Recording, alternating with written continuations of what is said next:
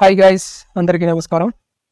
ఉత్తరప్రదేశ్ హత్రాస్ తొక్కిసలాట ఘటన దేశవ్యాప్తంగా తీవ్ర దుమారం రేపింది.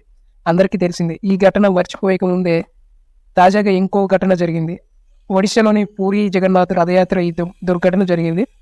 రథయాత్రకు చాలా మంది, లక్షలాది మంది జనం రావడంతో ఈ క్రమంలో రథం లాగేందుకు ప్రయత్నిస్తుండగా తొక్కిసలాట జరిగిందని చాలా మంది చెప్తున్నారు. అయితే ఈ తొక్కిసలాట ఘటనలో ఇప్పటి వరకు ఒకరు మాత్రమే చనిపోయారు ఫ్రెండ్స్. అయితే వందల మందిగా గాయాలు పాలయ్యారని తెలుస్తుంది.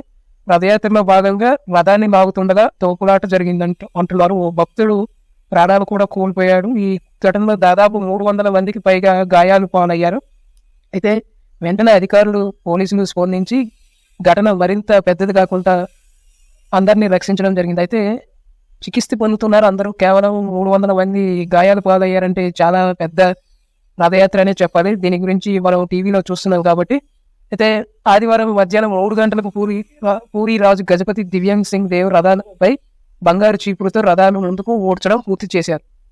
అయితే సాయంత్రం 4 గంటలకు రథాలకు సారథులు, ఆశ్వులు అమర్చి తాళ్లు కట్టారు. ఆ తర్వాత బలభద్రుడి తాళధ్వజ రథం ముందుకు కదిలింది. అయితే ఈ క్రమంలో రథం లాగేందుకు భక్తులు ఎగబడ్డంతో వారి మధ్య తోపులాట జరిగింది ఫ్రెండ్స్. అయితే రథాలతో చెక్క గుర్రాలను ఉంచి భక్తులకు రథాలను సరైన మార్గంలో లాగేందుకు నిర్దేశించారు. అయితే ఆ సమయంలో రాష్ట్రపతి ద్రౌపది ముర్ము గారు కూడా అక్కడికి రావడం విశేషం. ప్రదక్షిణ చేసి దేవతలకు సమర్పించారు.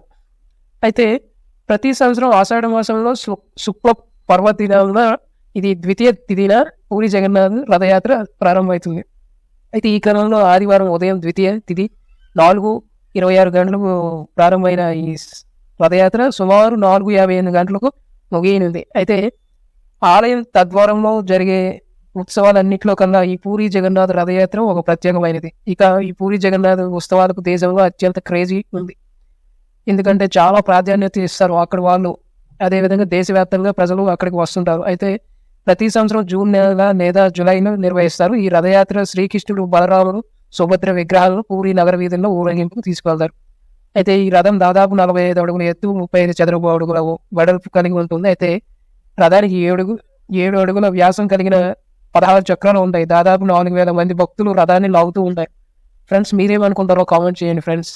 ఎవరైనా సబ్స్క్రైబ్ చేయకపోతే చేయండి ఫ్రెండ్స్. Thank you.